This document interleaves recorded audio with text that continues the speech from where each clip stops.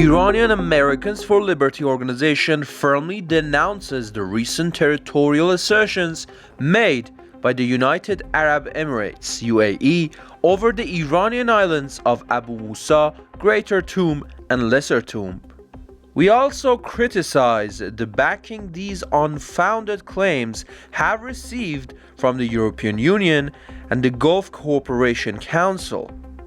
Such actions displayed blatant disregard for Iran's historical connection to these islands, which have belonged to the Iranian people for centuries. The sovereignty of Iran over these islands and the entire territory of Iran belongs to the people of Iran, regardless of the government in power in Tehran. The Iranian Americans for Liberty organization views this as an unacceptable breach of international law and a direct threat to the territorial integrity of Iran, calling for an end to any potential future territorial encroachments.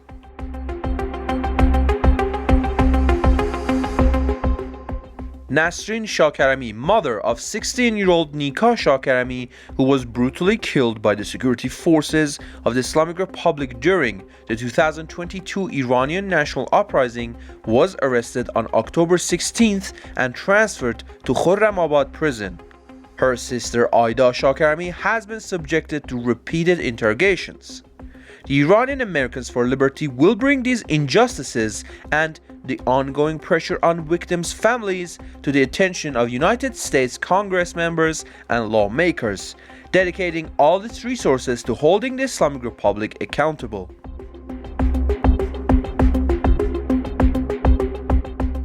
The brother of the late Mehdi Salmanzadeh and son of monarchist political prisoner Reza Salmanzadeh wrote on his Instagram story, "Unfortunately, I've just learned my father has been transferred to Madani Hospital in Karaj due to critical health conditions. I ask everyone to be our voice," he said.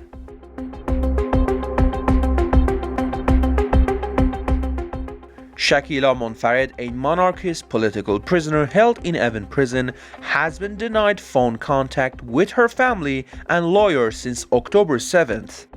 Additionally, she has been barred from in-person visits with them for 5 weeks. This harsh judicial decision is reportedly in response to her stance following the death of Hassan Nasrallah, leader of the Hezbollah terrorist organization, as an attempt to pressure her further.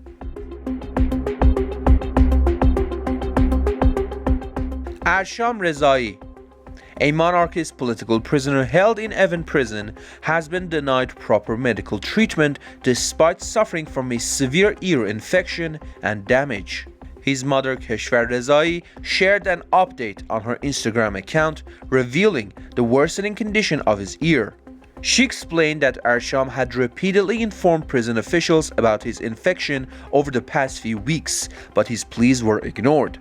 It wasn't until recently, when he began experiencing severe ringing and muffled hearing, that a doctor examined him and confirmed that his eardrum was damaged due to the infection. In her post, Keshvar Rezai held the Islamic Republic regime and Evin prison authorities responsible for any harm that befalls her son, ending with a patriotic call, "Long live Iran."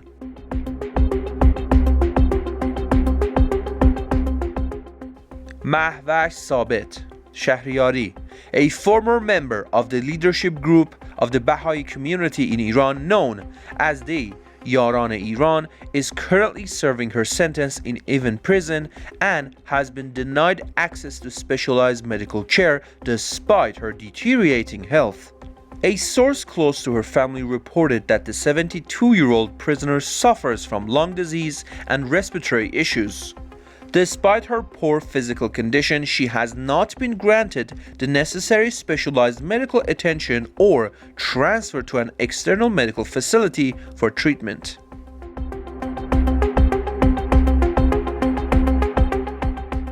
Faraz Razavian, a Baha'i citizen, has been sentenced by the Rasht Revolutionary Court to 2 years and 1 day of imprisonment, a monetary fine, and a deprivation of social rights. According to the ruling issued by Branch 3 of the Rasht Revolutionary Court and communicated to him, Rezavian has been sentenced to 2 years and 1 day of imprisonment, an 80 million toman fine, and 5 years and 1 day of deprivation of social rights. A source close to Mr. Rezavian's family said he has not been previously arrested or interrogated. Recently, during his mother Mojgan Samimi's trial in this same court, Faraz was suddenly named a defendant. Both he and his mother were convicted in court for engaging in educational activities and promoting Baha'i-related matters. After his defense attorney requested a separate trial, the same verdict was reissued against him.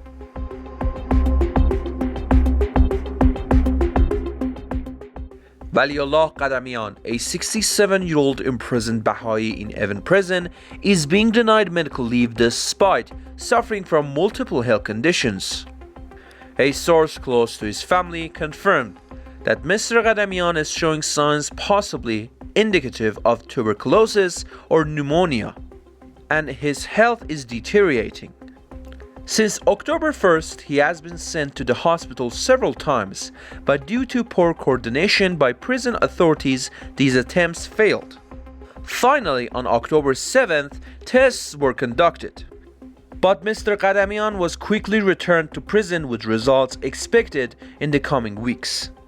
His condition has worsened and he has experienced recurrent fever and chills.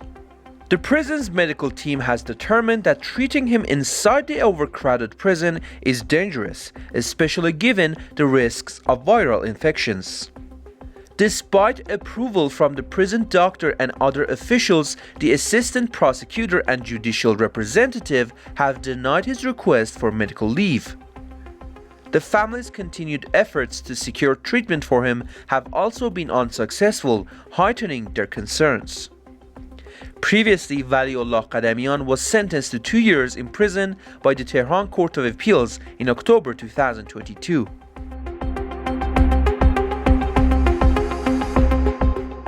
A toxic gas leak near a school in Samarkand County, North Khorasan, has resulted in the poisoning of 31 students.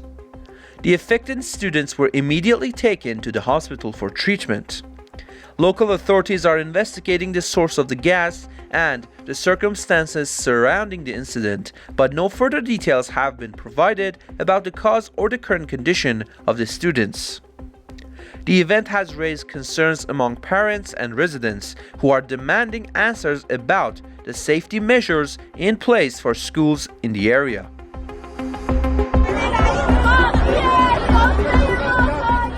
On Saturday, October 19th, a group of nurses in Zanjan held a protest demanding adjustments to nursing fees, and increase in their bonuses and wages, and the elimination of unpaid mandatory overtime.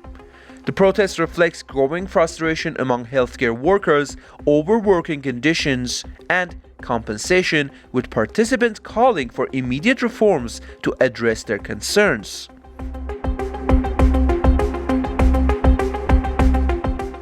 Residents of Tarkrud and Natanz, frustrated by the environmental and economic damage caused by mining activities in their region, staged a protest outside the Ministry of Industry, Mines and Trade in Tehran. This demonstration followed a 9-day local protest in their hometown, during which they received no response from officials.